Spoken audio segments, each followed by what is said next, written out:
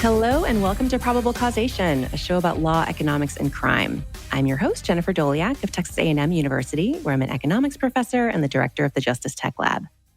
My guest this week is David Phillips.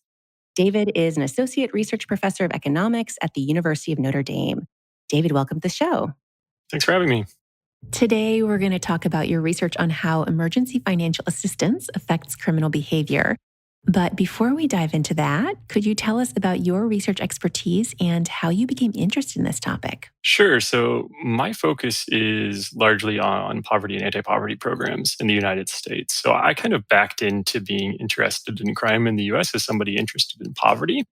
So originally, a while back, I was working on my dissertation work at a nonprofit employment agency in Washington, D.C. And I was spending some time around there looking at issues related to employment. And they're helping people find jobs in the middle of the Great Recession. And it dawns on you at some point that every other person who walks in the door has a criminal record that affects their job search. You think, maybe I should actually pay more attention to the criminal justice system. And this was right around that same time that I think a lot of people were starting to throw around the term mass incarceration, and people were reading the new Jim Crow, and this sort of thing was happening. And I think in economics, there was this broader appreciation that, maybe we should be thinking about crime and criminal justice as a first order thing when we talk about poverty in the US. And so that sort of planted a seed in my mind. And then where this particular project then came up is, so I work for the Lab for Economic Opportunities, or LEO, at the University of Notre Dame. And LEO had this ongoing partnership with folks doing emergency financial assistance in the city of Chicago that's focused, a lot of the research that they've been doing so far have been focused largely around homelessness. And we started thinking about to what extent there might be a link between these types of social assistance programs and crime outcomes, whether we could link into arrest data and this sort of thing as an outcome. And this particular project was born. And I think it really does come out of that sort of recognition that when you're thinking about poverty and anti-poverty programs in the United States, a lot of times, if you look at the cost-benefit analysis, like outcomes related to crime are going to dominate, right? If you look at the Perry Preschool Project, which many of your listeners may be familiar with, an early childhood intervention that's viewed by a lot of people as one of the most sort of cost-effective interventions we can do, right? Most of the benefits come from crime reduction. And so this idea that, hey, we're looking at this homelessness program, this emergency financial assistance program, should we look at not just things like shelter usage and so on as outcomes, but hey, we should be paying attention to crime and how this is affecting crime in the city of Chicago and whether it has an impact there. So I was able to kind of jump into a project that Jim Sullivan and some other people at Notre Dame had already begun looking at other outcomes and joined the team as we sort of launched on thinking about how this type of assistance might affect crime and criminal behavior. So your paper is titled, Does Emergency Financial Assistance Reduce Crime? And it's co-authored with Carolyn Palmer and Jim Sullivan. So let's start with basics here. What does emergency financial assistance mean in this context? Yeah, so this probably exists for you and for me and for the listeners in their community, right? So most places, if you call 211 or 311, you'll get a call center that can direct you to emergency financial assistance. And actually, these places are getting deluged with calls right now because of the COVID situation and lots of people having lost income, because this type of assistance really is designed for smoothing over shocks, right? So it's designed for a situation where you've got somebody who's in a stable situation, they've got a job or they've got income from public benefits, they have a stable place to live, they're in a stable situation, and then something happens. They lose a job, their hours get cut back, their public benefits get reduced for one reason or another unexpectedly, and it's a temporary thing, right? I expect that I'm going to be recalled to my job, or I expect that my hours are going to go back up, or that my public benefits are going to get restored after this temporary sanction.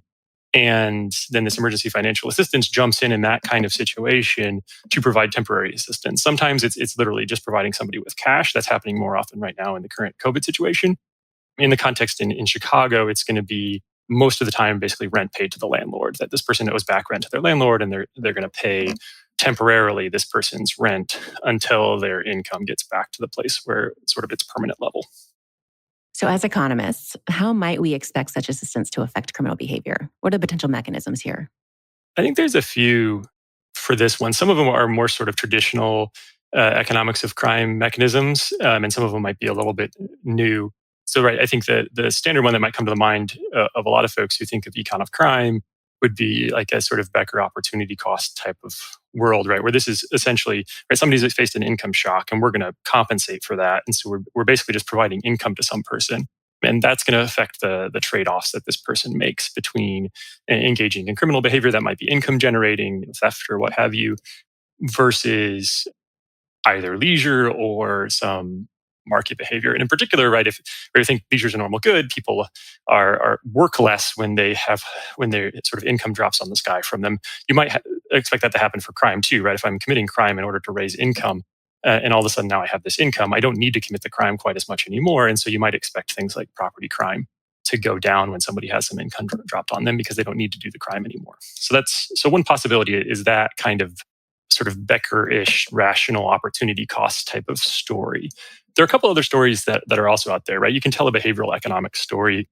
This is sort of, you could think of the type of idea that like Sendall Mullinason, I think, has ported this into economics. A lot of thinking about situations of scarcity and how that affects how people's cognition and how they make decisions, how it makes them focus on the present and have difficulty sort of making optimal trade-offs between the situation I'm in right now and something that might be way off in the future. And desisting from violent crime might be exactly the kind of thing that's kind of hard to do when you're very focused on the present and this current situation and you're sort of caught up in that moment.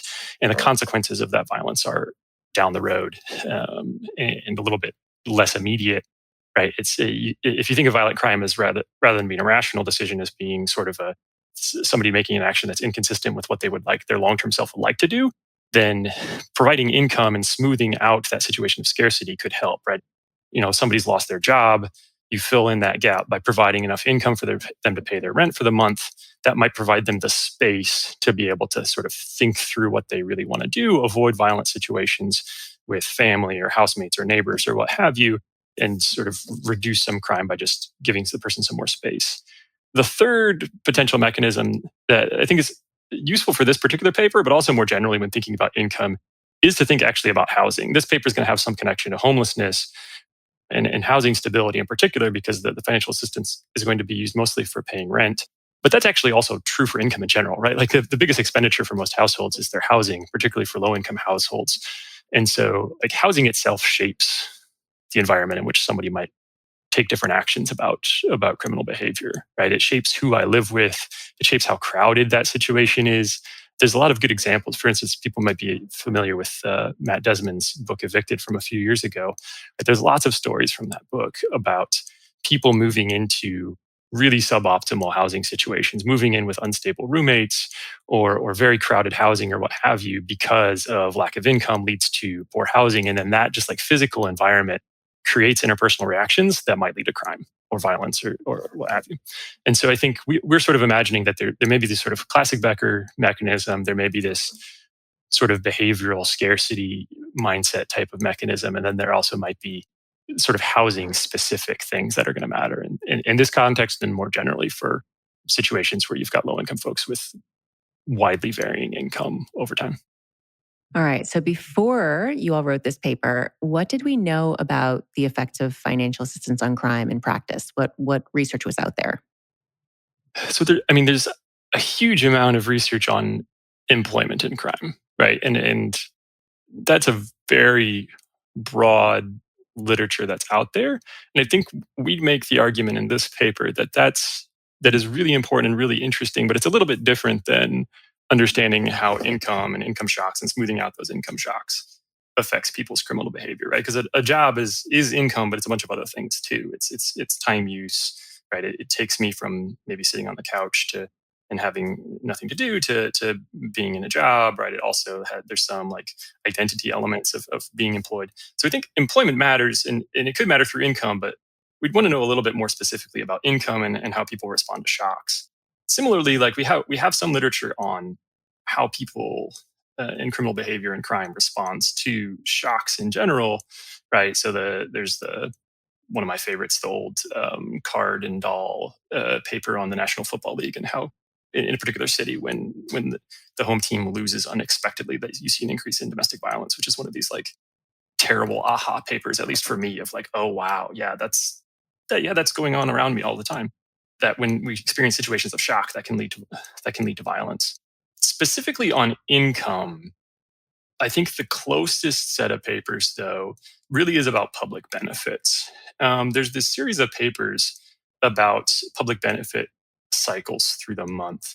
The original one that I know of is a paper by Foley from a few years ago, maybe about a decade ago now. That was the first, I think, to document this, that there's a lot of things that follow this sort of like food stamp cycle where people get their benefits at one point in the month, and then spending and a bunch of other things sort of happen concentrated around that point. Supermarkets are booming around that time in a lot of low income neighborhoods because people just got their benefits renewed.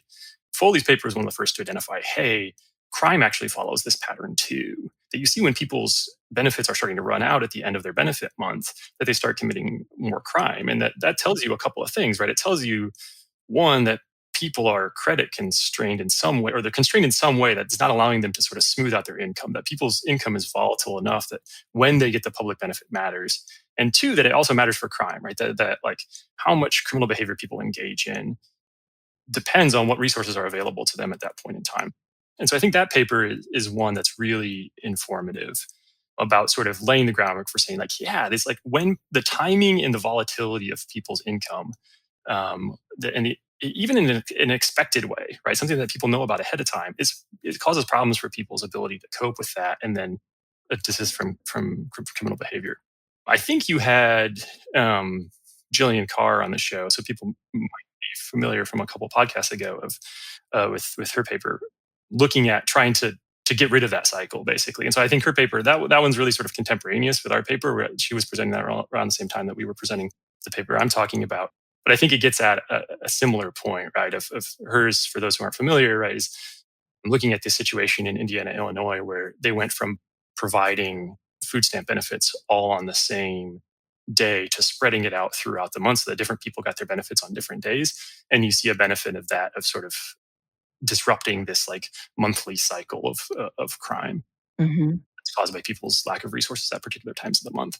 So I think that's where we're sort of jumping in, is in a similar space to where Jillian and Annalisa were jumping in, of saying like, okay, we have this evidence that the resources that people have available to them could affect crime. Now, what happens when we actually respond to that? What if we try to actually smooth that thing out? We try to smooth income out. How is that going to affect the crime that we see happening in the world around us?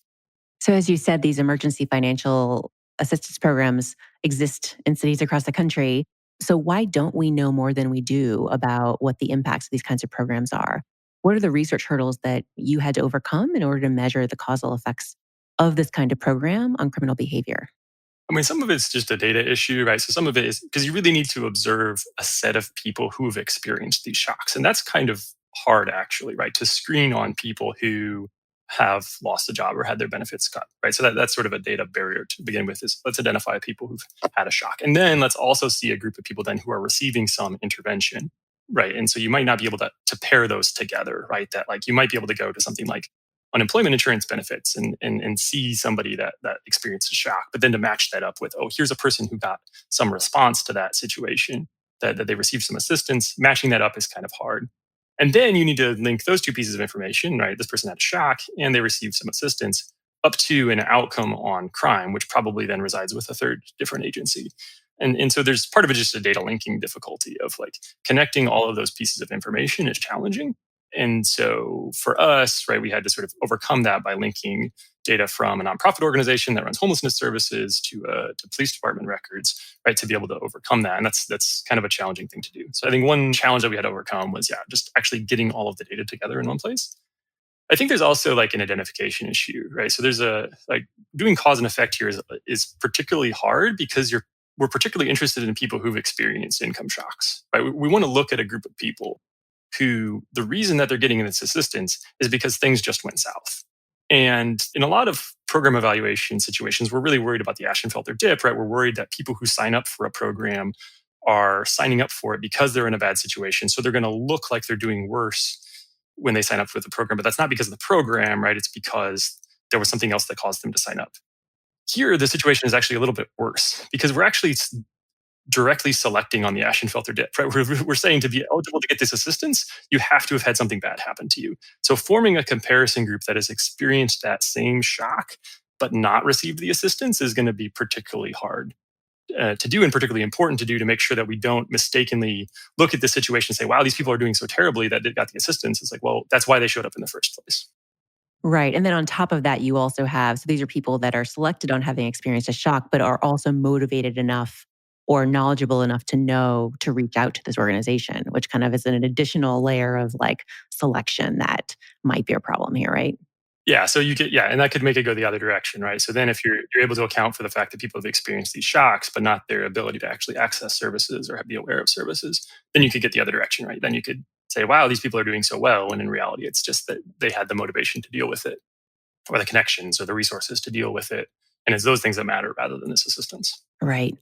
So, in this paper, you consider the effects of emergency financial assistance to people who call Chicago's Homelessness Prevention Call Center, which I'll refer to as HPCC because it is shorter. So, what does the HPCC do, and who is eligible to receive assistance from them? Yeah, so they're essentially the call center. So Catholic Charities of Chicago runs this call center, and so they're basically on the other end of 311. You call 311, you say I'm behind on my rent, I need some help. They forward you to the HPCC, and they've got staff there at the phone bank who are helping to identify whether the people who call are eligible. So most people who call are not eligible actually for the program. They're actually looking for a pretty narrow group of folks who have experienced these sort of temporary shocks. So they screen on 4 dimensions is the way that they describe it. So one of them is self-sufficiency. So it has to be the case that this person has enough permanent income to cover their rent. If somebody has his rent is too high relative to their sort of long-term income, what they expect their income to be in the future, they're not going to help them with this assistance. They need something more permanent than this sort of temporary assistance. It has to be the case that the person has had an eligible crisis. So they have to have had some event. So they have to be able to point to, I got laid off. Here's my public benefit cut. My public benefits were at this level, and then my SSI check got cut by this much, and to be able to document that. So it has to be this shock, right? It has to be something happened, and it has to be temporary. Beyond that, it does have a connection specific to housing. They also screen on people being imminent risk for homelessness. So think of that as having an eviction notice. So these are people who are currently housed, but who very soon are not going to be housed if this thing doesn't get fixed. And finally, they only take people whose situation is solvable. So if somebody owes their landlord 6 months of back rent and several $1,000s, and that's more than the cap for any fund for which they're eligible, then they're going to get turned away too. So you get this group of people who have experienced shocks, and that shock threatens their housing, but this intervention looks like it could fill the gap. That's what they screen on. And how much money are people typically getting? They're usually getting about a month's rent. So this is Chicago approximately a decade ago. So I think the average for our sample is like $800 a month, which to some folks is going to sound like absurdly small if you're living in like Seattle or something like this. But that's about what it would. And that would be a little bit low for now in Chicago too. But it's about 1 month's rent. And the actual amounts for these programs varies a lot across the country. But the idea of filling in 1 month's rent is very common. So you might have a program in Seattle that pays a couple $1,000s, and one in Chicago that only pays $1,000. Because they're trying to do the same thing in theory, even though the amounts are different. One thing that is important to note is among homelessness and housing programs, this is much cheaper than most other homelessness programs. So that's expensive, right, relative to some other things we might imagine doing that are much lighter touch. But among housing programs that like compared to like a housing voucher that might permanently pay most of somebody's rent and costs $10,000 a year or something, this is for a housing intervention pretty inexpensive. Yeah, that's a great point. And yeah, I mean, as you said, this is in some ways trying to solve a different problem. It's this temporary shock to permanent income. But if this works, then it is a really cheap intervention relative to other options. Yeah, I think that's right. Because the trade-off with something like this is, right, you're casting a much broader net, right? Because there's a bunch of people who are going to be able to resolve their situation on their own. And it's hard to tell who those people are and only focus on the people at the margin for whom this makes the difference. Right. So it's casting this big net. It's not as well targeted as, giving a housing voucher to somebody who's already homeless, but it's less expensive per person that you serve. And so there's this trade-off between poor targeting and inexpensive per person that, sort of if you manage that correctly, it might be a really cost-effective thing, or it might be a big waste of money if we're just all giving this to people who would be able to figure things out themselves. Yeah. So, just thinking in terms of the eligible population, who are these people in general? Like, do you have other kind of descriptive stats at your fingertips about what group winds up being eligible for this program? Yes, they're quite disadvantaged, right? So the screening on imminent risk of homelessness, right, is going to mean you have a very disadvantaged group of people. So that's going to show up in a bunch of different ways, whether you look at people's pre-existing income levels or ethnicity, where they live in the city of Chicago, and so on. Now, they are going to be people who have some attachment to income, right? So they're not going to be people with zero income. there's going to be a lot of public benefits income, but also a lot of employment, perhaps more than other similarly disadvantaged people. For an economics of crime crowd, right, probably one of the unique things about this group is that it's largely female, right? So these are heads of households who are seeking homelessness assistance. Homelessness prevention works not exclusively, but the vast majority of people who are receiving homelessness prevention funds across the US are going to be female headed households. And so so when we're looking at crime for them, we're looking at criminal behavior of women, which, right, is a little bit, like most, I'm sure your listeners know, right, most crime is committed by men. And so that makes that a little bit different group. It's interesting to note, though, that actually, if we look at like people's arrests prior to when they show up to the program, even though it's a largely female population, they still are more likely to be arrested than the average person in the city of Chicago. So it's still a group of people who've had a lot of contact with the criminal justice system, even though most of them are women. Yeah, that's interesting. Okay, so it turns out, conveniently for you, that it is unpredictable when money will be available for people who call in, and this creates a natural experiment. So, talk us through this process and how it gives you something akin to random variation in who gets the financial assistance that they need. Yeah, that's right. So the homelessness prevention call center doesn't flip coins with people. So they're not running a randomized control trial, but the process they had in place already sort of approximates one through their existing process, which allows us to evaluate this. So one of the key things that happens, right, is so they're getting calls that are coming in from people calling information, and they get fed into this call center. And so there are a couple of aspects that are important. One is that the HPCC operators screen people on eligibility first up front.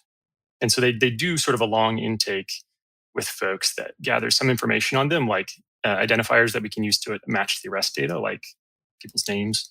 They also screen on some of those broad eligibility criteria I mentioned before: self-sufficiency, having a crisis, et cetera, and also information about what the need is that the person has. So lots of information about the situation that the person is in is collected for everybody, whether or not they end up being eligible, whether or not they end up actually getting funds. And so we see these selection criteria for everybody, and we can narrow down the eligible population from this like much larger haystack of people who call and turn out to not be eligible.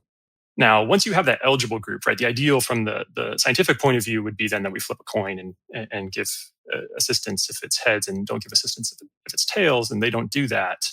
But they do something pretty close to that. What they do for the eligible folks is at any given point in time, the HPCC has a list of different funds that they can refer people to. So they're essentially like this central distribution point where all of these different agencies, some of them government, some of them nonprofit, take all of their clients as referrals from the HBCC.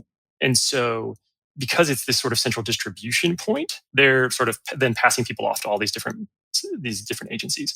But because there's this large number of agencies and the situation of each of those agencies is fluctuating over time, any given agency happens to have space for somebody varies a lot from day to day. So, for instance, some organizations are getting funding from the state, and Illinois was going through various cycles of budget crisis during this time. And so you have some of these things shutting on and off. You've got nonprofit organizations that are staff constrained and don't, they've got a certain number of slots each day. So maybe this day I've got 5 slots, tomorrow I've got 12. And so whenever a given person calls the HPCC and they find out, hey, this person is eligible, they start going through that list of potential places they could refer them to. And sometimes there's a place that's got a spot for them. And sometimes, even though they're eligible and they're just as good of a case as anybody else and just as good of a fit for the program, they just don't have space. And it really varies wildly from day to day in an unpredictable way. I think one of the things that early on, that I have to give credit to Jim Sullivan's co-author on this, identifying this earlier on in their previous paper, even in their like the manual for the people who run this call center, there's this really interesting set of text where they talk about like what do you do if somebody, when you tell somebody no, they ask you what should I do, like when will a fund be available, and they literally tell them I don't know because it varies so much. When should I call back? Well, should I call back? Well, that's up to you. And if they ask, what's the best time to call, say I don't know. There's no best time to call. Like the need's so high, we don't have enough for everybody. Which is like tragic for the operators and for the people in that situation. But from a research point of view is kind of perfect because it's really unpredictable. People have a hard time knowing if you call on a given day, whether you're going to be able to get assistance or not. And so that sort of gives us the purchase to be able to have a treatment group, a comparison group who's quite similar, but doesn't get the assistance, but for whom we have the same data. Right. And so, so just step us through how exactly you're using that variation to then measure the causal effect of financial assistance on criminal behavior?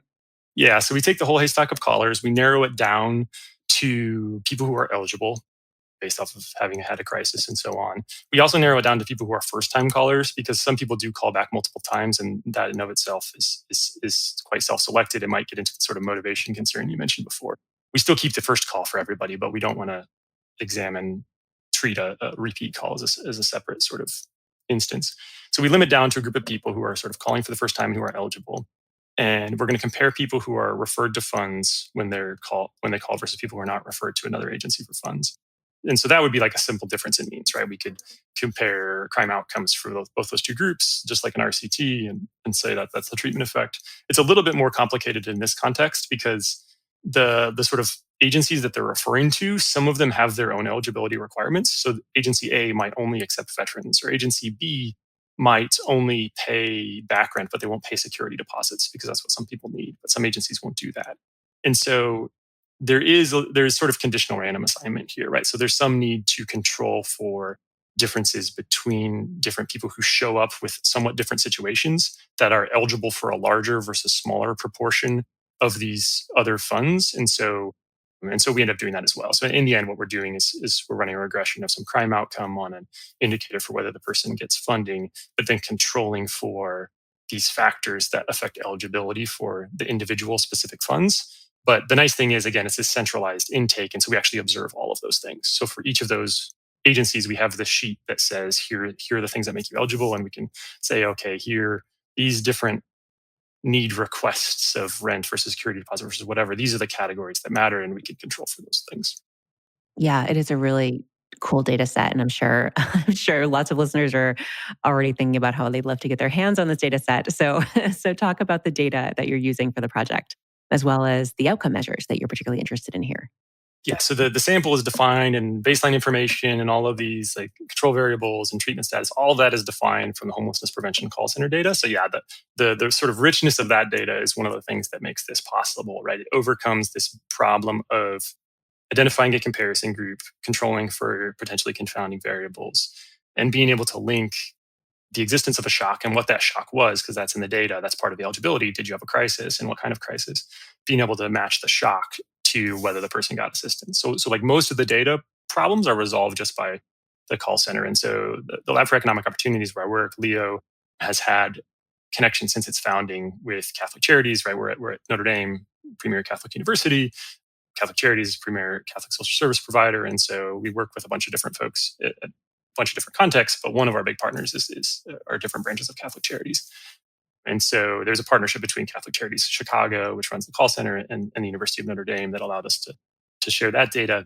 And then the second piece of it then was linking it to crime, right? Because the call center has no information on people's criminal behavior after the call. And so that was the next step that we had to manage. And so there we worked together with folks in the Chicago Police Department and Chapin Hall, which has lots of at the University of Chicago, which has lots of connections in terms of data within the city of Chicago, to connect those two data sets so that we would be able to observe whether people who called the call center were arrested at some point before or after the call.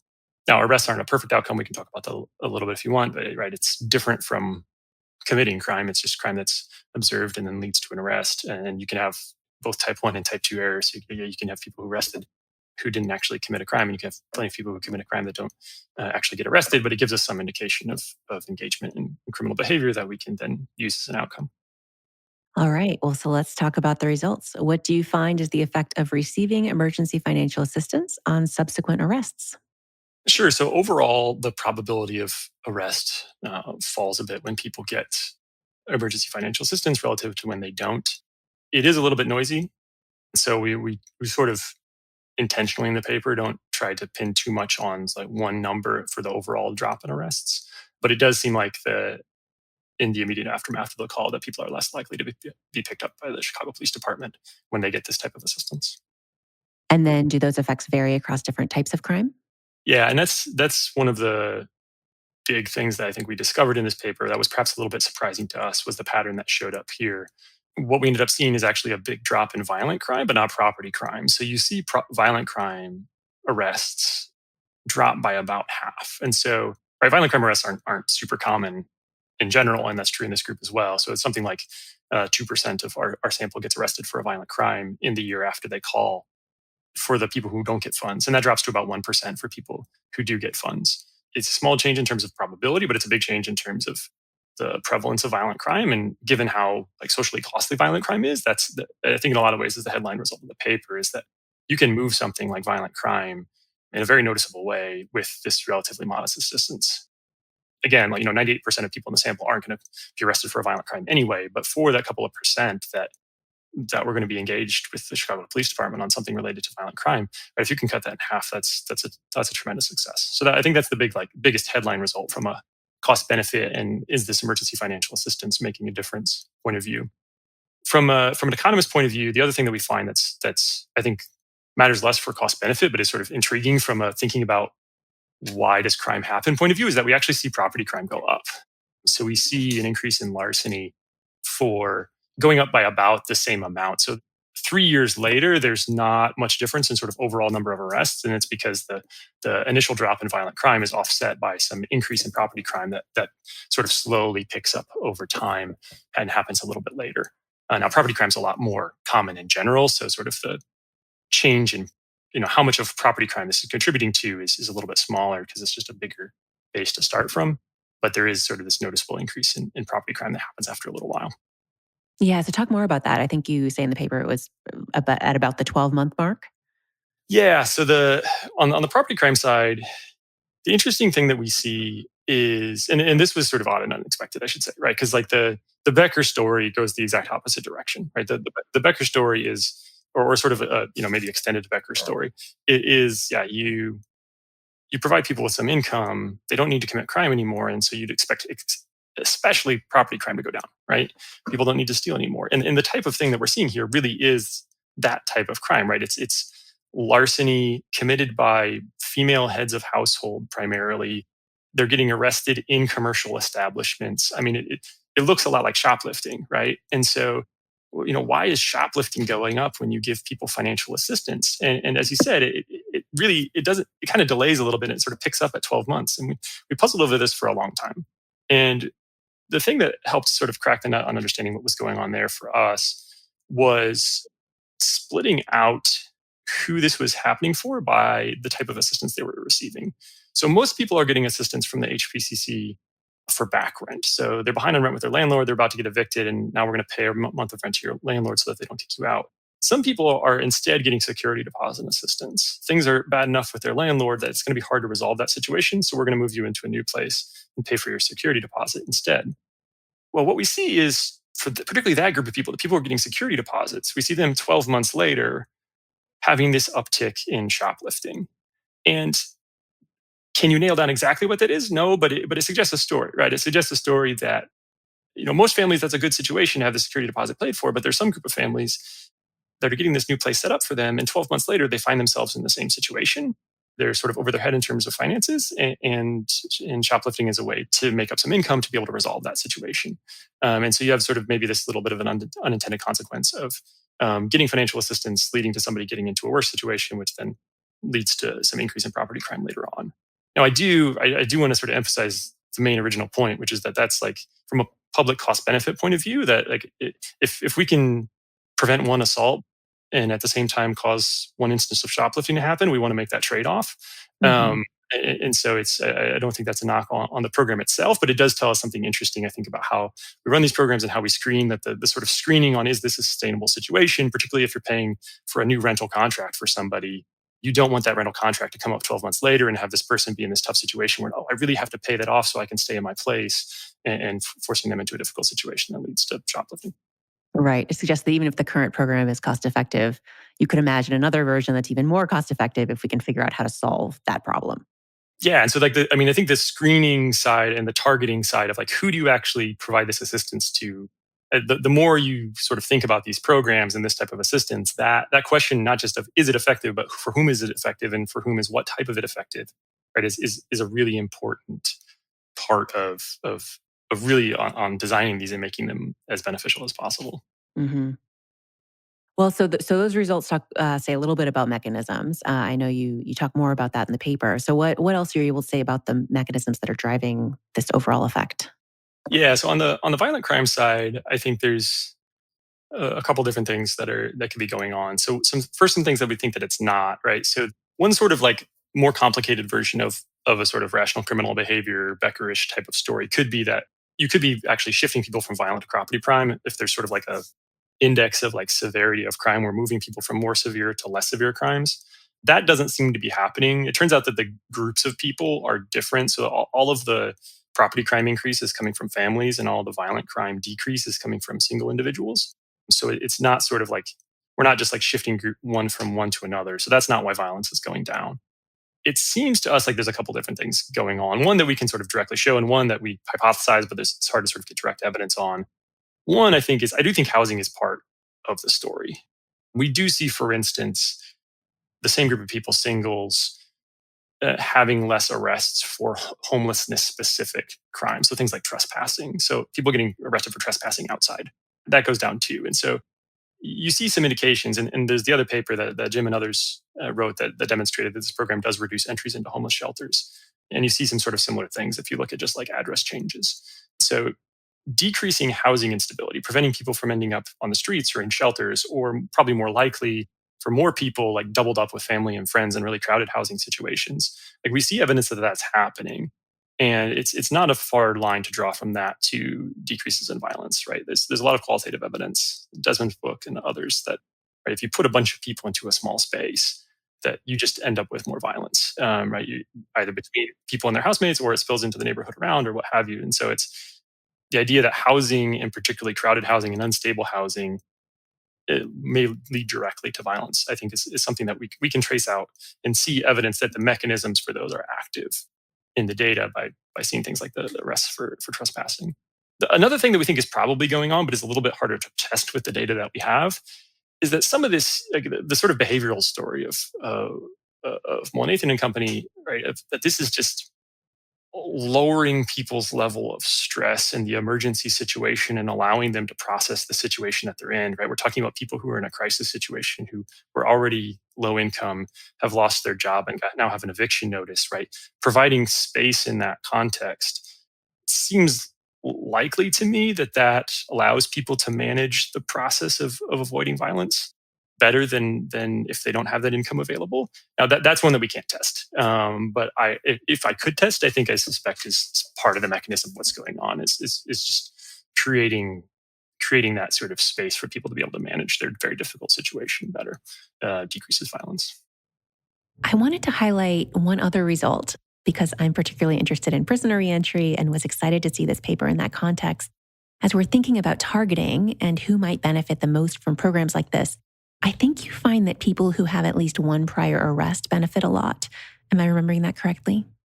Yeah, that's right. And so we do see bigger effects for people who have some history with the criminal justice system, right? Because we see arrests for like the 5 years before the person calls. And so we can split up the sample into people who've had an arrest in the past and people who haven't. Now it's, even though we have a group of people who's more likely to have been arrested by the Chicago police than the average person, that's still a relatively uncommon thing. So we find evidence, yeah, that this makes a big difference for people with an arrest history. I do think it opens up an interesting next question, yeah, which we can't really answer in this paper, but I think is an important one for the future, which is, yeah, what does financial assistance look like for people who have more severe contact with the criminal justice system? What about a population of folks who, is sort of more typical group of folks who would be at high risk of violent crime, right? A group that might include a lot more men, right? That might include people with much more extensive histories with the criminal justice system. Now, there's other like challenges to doing financial assistance in that context for why it isn't as done as much. But this at least suggests that the benefits could be pretty big if you see the same sort of mechanisms there. So we can't say a lot about it because other than in our sample, yeah, people with the longer histories do have a bigger reduction in future crime. But I think it's like this little tidbit that points to like, wow, it would be really good to know more about this. Yeah, I totally agree. So, as you discuss in the paper, you might worry that the people who receive assistance are simply easier to find because they're more likely to be living in stable housing or they weren't kicked out when they got that eviction notice. So, that could mechanically lead to more arrests, even if actual criminal behavior isn't changing. So, the police are able to find you if they want to arrest you, basically. So, how do you convince yourself that that isn't driving the effects that you see here? Yeah, so we convinced ourselves on this, and we tried to convince referees as well. I suppose we did at least well enough to get it published. And I'm interested in whether actually, from like sort of a broad criminal justice research audience, how convincing people find this, because I think we found it quite convincing, but I think there was a range of opinions on this.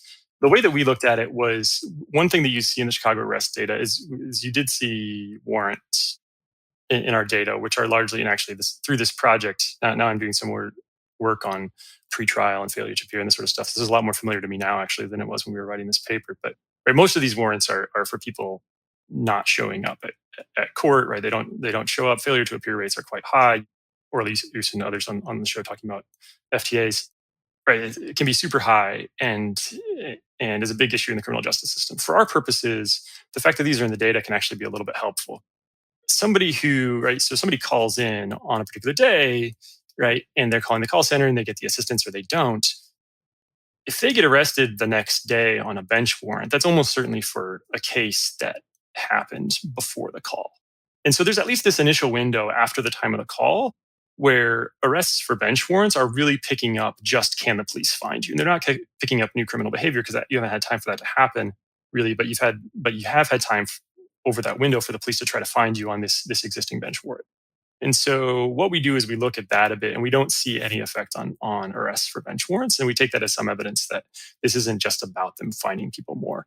Now that's, there's standard errors around that. And there's, so there's some uncertainty about that, but at least when we looked for it in the way that we could, we didn't find any evidence of that. The other thing we were concerned about too, which is related, is that our data are limited to the city of Chicago. And you might be worried that when people have housing instability, that they move to another jurisdiction and out of the data set. And there, I think we were a little bit less concerned about that issue than the first one, because migration rates out of Chicago are pretty low for this population. You're going to have a lot of migration within Cook County, but not a lot of people actually leaving the city among groups who are, folks who are living on the south and west sides of Chicago. So this study was published in the Journal of Public Economics last year in 2019. Are there other studies that have come out recently that add to our understanding of the effects of financial assistance on crime? Sure. So I think there's a couple of different areas where we've seen progress. I mean, I think starting with, right, I mentioned Jillian Carr and Annalisa Packham's paper before on cycles in food stamps disbursement and sort of spreading those out around the month and how that might affect crime. I think so. Yeah. So their paper came out about the same time. So I think that's one thing that we sort of learned alongside each other. They have continued down the path and are continuing to produce really interesting papers about that particular topic. Their original paper was more on property crime, and now this more recent one is about domestic violence. And they actually find something that's more in the opposite direction. So that I'm still puzzling over a little bit is that when Indiana and Illinois sort of smooth out this public benefit cycle, they're seeing increases in domestic violence. And their argument is that this is sort of like a within household resource allocation issue, that the public benefit itself is a source of conflict in the household, and that messing with that might lead to increases in domestic violence. And so we're finding something different in Chicago, and so I think reconciling those is interesting. And so I don't know if it's the fact that at the HPCC they're directly paying the landlord. Maybe that makes a big difference. Maybe the lesson here is to, if you're working with particularly a female heavy population of public benefit recipients who might have concerns about domestic violence, that you want to pay it directly to the source rather than giving them agency over it. Not because you don't want to give them agency, but precisely because you're worried about somebody else turning that into a violent situation as this conflict over the resources. I don't know, but I think their paper is really interesting, and one that's complicated my understanding of this a bit, that I'm still wrestling with. Another set of papers that I think is related, that's been interesting, is there's a series of papers on fracking and crime. That it's right there's this big literature on employment and the fracking literature. So Brittany Street has a paper, her job market paper from a couple years ago. Emily Owens, and a co-author, has a paper on fracking and crime as well. There's like this combination of both the employment and the income effects happening for different groups of people in like the Dakotas and elsewhere where there's been increases in fracking. And so I think it's sort of an interesting natural experiment to piece some of this apart. And so I think that's another set of papers that I've found to be quite interesting. I think we're actually going to see a lot more specifically. So none of those are specifically on emergency financial assistance, right? They're not on these type of like HPCC type programs. I think partially that's because a lot of the research on these sort of programs that are like the homelessness prevention call center, the research is in progress right now. I think in the coming years, both because of COVID, right? There's like emergency financial assistance has exploded in the past couple of months all around the country because there's so many people experiencing these shocks right now. And there's so many places that are lotterying off the assistance or doing it in other ways that lead to credible research designs. That I think we're going to see a bunch of papers on how emergency financial assistance matters in the COVID environment. And I think there were also just we at Leo and other folks who are also working on trying to bridge the next step of doing emergency financial assistance and studying it in the context of something that's more explicitly a randomized controlled trial. But a lot of that stuff is so like sort of long term that there's a big lag. So I think there's a bunch in process right now. That's great. I'm looking forward to seeing all those papers. Me too.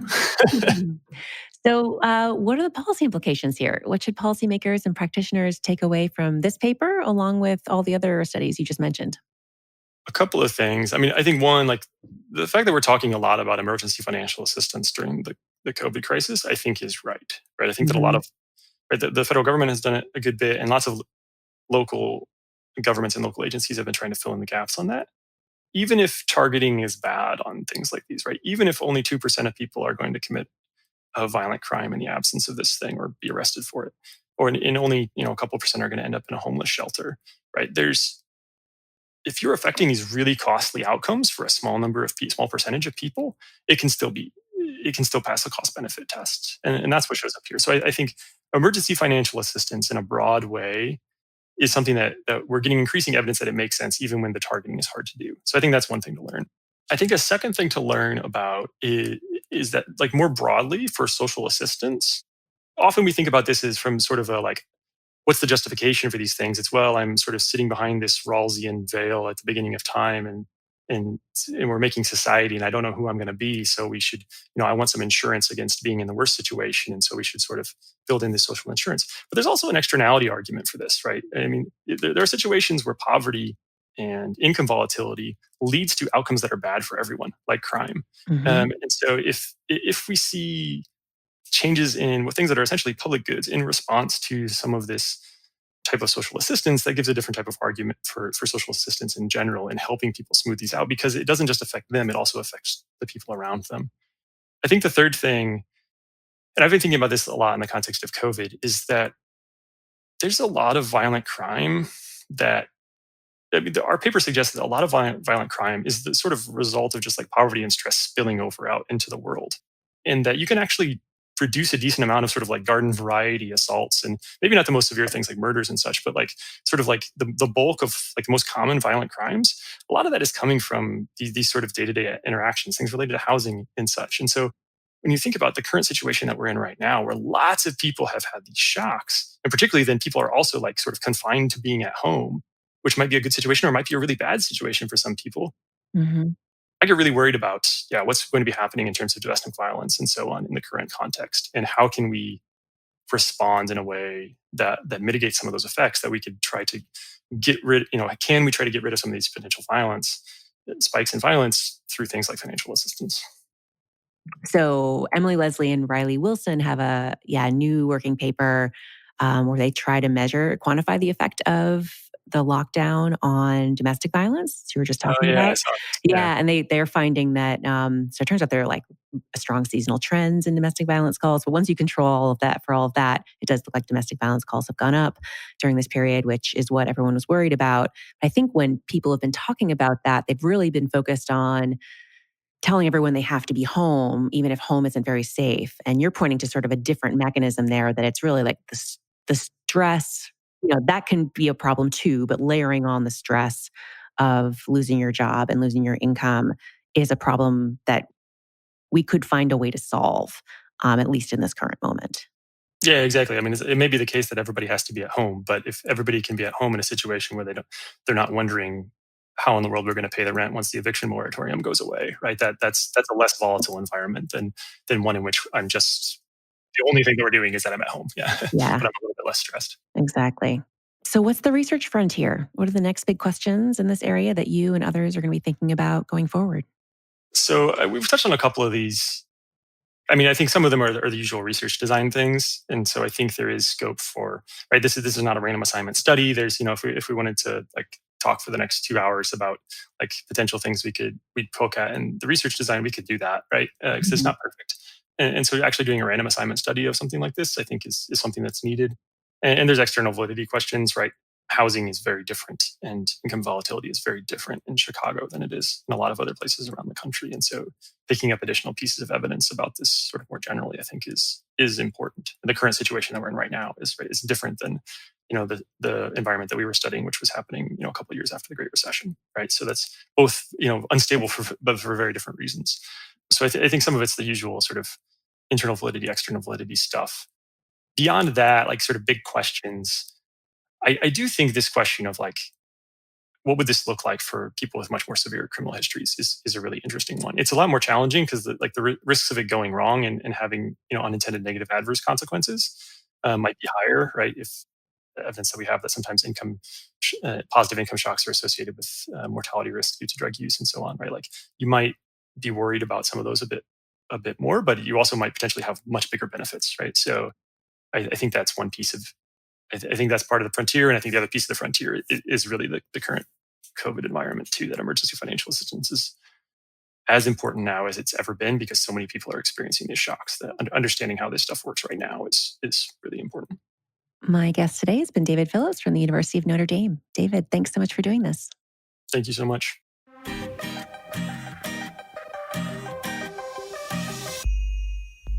You can find links to all the research we discussed today on our website, probablecausation.com.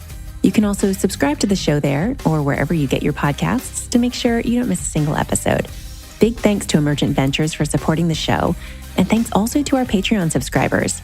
This show is listener supported, so if you enjoy the podcast, then please consider contributing via Patreon. You can find a link on our website. Our sound engineer is John Kerr, with production assistance from Elizabeth Pancotti. Our music is by Werner, and our logo was designed by Carrie Throckmorton. Thanks for listening, and I'll talk to you in 2 weeks.